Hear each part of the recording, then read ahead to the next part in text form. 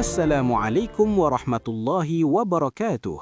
Bersama lagi kita dalam podcast Sentuhan Sakti, sesi bual bicara tentang tokoh-tokoh hebat yang boleh dijadikan idola remaja Islam sepanjang masa.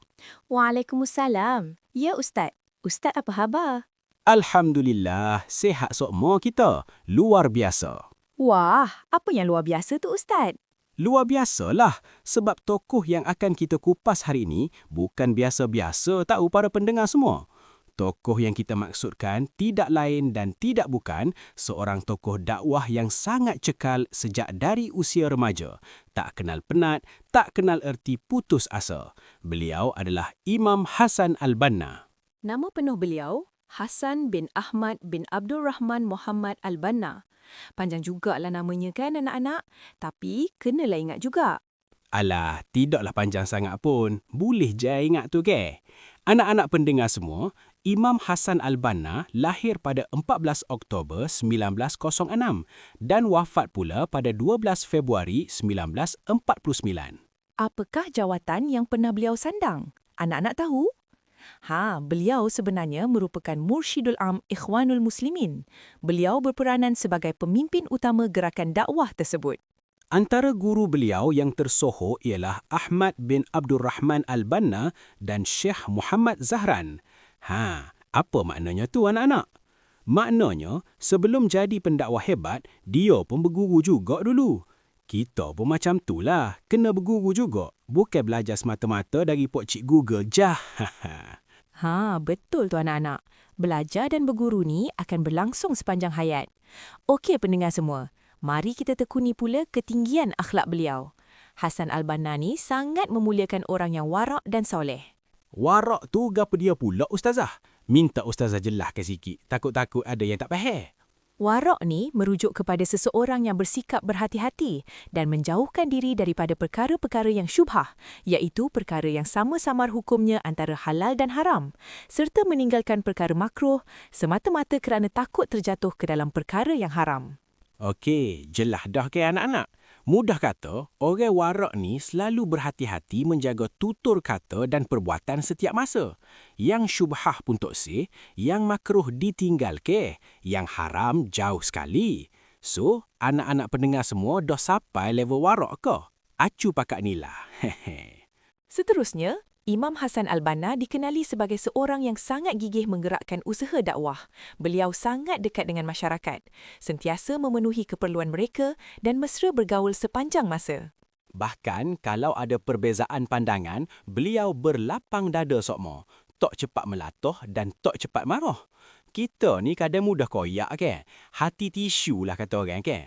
Baru kena komen atau kritik sikit kat grup WhatsApp, terus left group. Hasan Al-Banna, tenang je dia. Matang sungguhlah jiwa dia. Walau dihina, beliau sekadar membalas dengan senyum dan sabar. Subhanallah. Para pendengar semua, mari kita perhalusi pula sumbangan Imam Hasan Al-Banna. Dari segi penulisan atau hasil karya, beliau telah menulis kitab 1.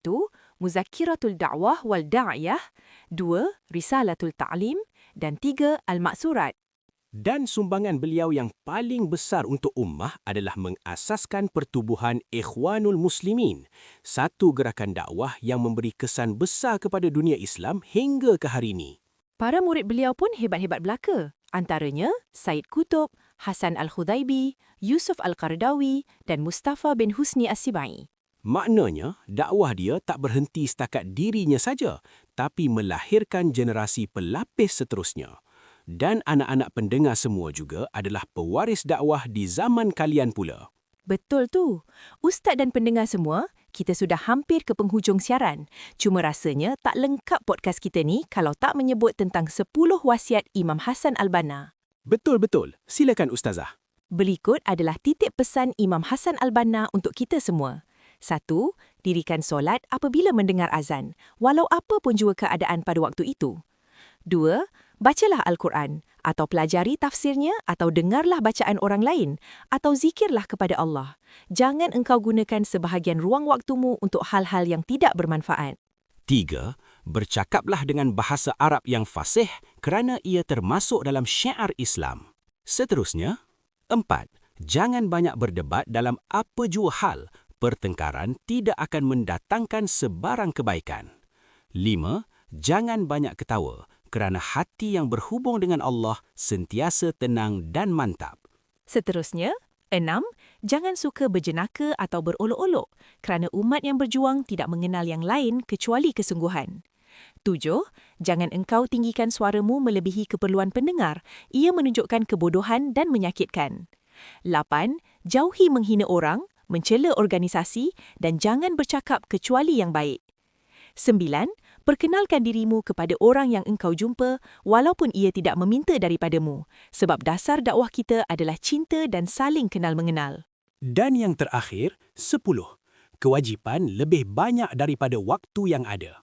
Oleh itu, bantulah orang lain untuk memanfaatkan waktunya. Jika engkau punyai urusan, maka selesaikanlah dalam waktu sesingkat-singkatnya. Poin nombor 10 tu paling pedih weh. Kewajipan lebih banyak daripada waktu. Kenapa ramai yang tak merasai perkara tersebut ya? Kenalah pakat-pakat muhasabah diri kan? Hehe, betul tu. Ustaz, wasiat Al-Banna ni nampak simple, tapi kalau diamalkan sungguh-sungguh, pasti boleh mengubah hidup kita. InsyaAllah.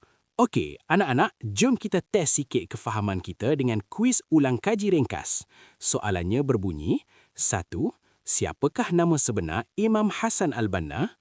2. Senaraikan 2 hasil karya beliau. 3. Apakah nama pertubuhan yang beliau asaskan? 4. Jelaskan 2 daripada 10 wasiat beliau.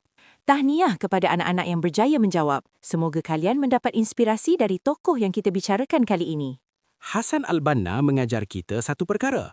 Dakwah bukan kerja sehari dua, tapi perjuangan kita sepanjang hayat dalam pelbagai cara mengikut kemampuan kita. Semoga kita juga menjadi pendakwah dalam versi kita sendiri, dengan akhlak, disiplin dan kesungguhan yang tiada akhirnya. InsyaAllah. Okey, jumpa lagi semua dalam episod podcast Sentuhan Sakti yang seterusnya. Wassalamualaikum warahmatullahi wabarakatuh.